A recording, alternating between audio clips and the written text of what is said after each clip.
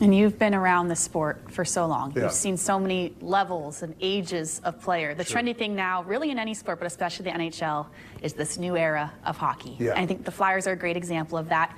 You have your veterans like Sean Couturier. Sure.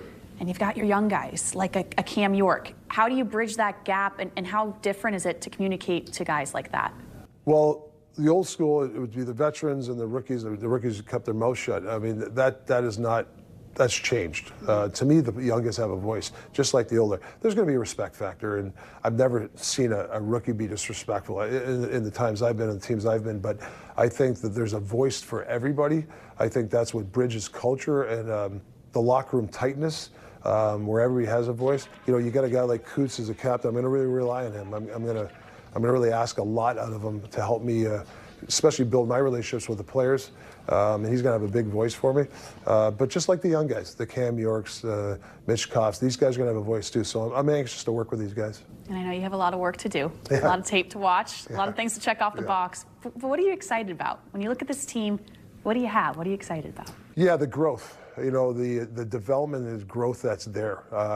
You know, to unleash it. Like, you know, you always judge as a coach. You know, you get a player, and can you maximize his talent? Can you maximize his worth? I say to the players, listen, you got to pay the mortgage too. Everybody's important, right? It's not just a star player. You know, this guy's down here. I believe everybody has to have the coaching. Everybody has to have the love for you.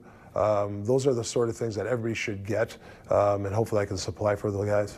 And there's certainly a narrative, we heard it talked about with Danny Briere in the press conference, that bringing you in as head coach, you've coached some star players, and that hopefully you can bring in some star talent here to Philadelphia. What have those conversations been like with Jonesy and Danny Briere? Yeah, listen, there's no secret. You know, they're going to have some cap space coming here, I think, in a year or two, and they're going to have some money to spend. They want a star player. They're going to go find that star player, they told me.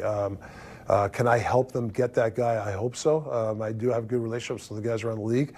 Sometimes you can get the inside, sometimes it doesn't work out that way, but I do feel that the fans here, and we have some stars here in the making too, don't get me wrong. Not that we have to go find them, but that's my job to cultivate those guys. But there's some guys out there eventually that might be available. Hopefully I can help that, like my vision, help them come here.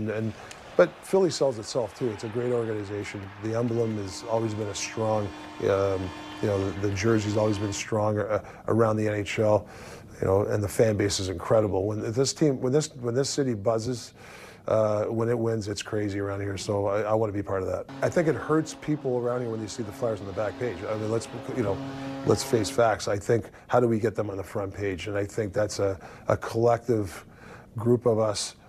Instilling the pride of that wearing that jersey. Well, you have so many memories as a Flyer, and now going to build a lot of memories here as a head coach. When you look back at your time here in Philadelphia as a player, what comes to mind? What do you tell people at dinner? Yeah. What was it like playing for the Flyers?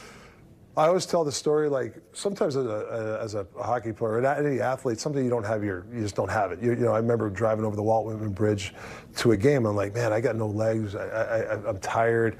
You know, you've played 3 and 4 nights.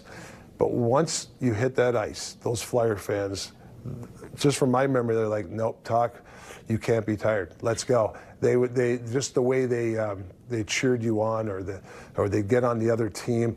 You got in the game so quick, even when you didn't feel your best. And I attribute the fans helping me get through those games. So those are the memories I have. And just you know, the '85 when we played the Super Power Edmonton, losing to them, losing in '87 to the Oilers again in Game 7.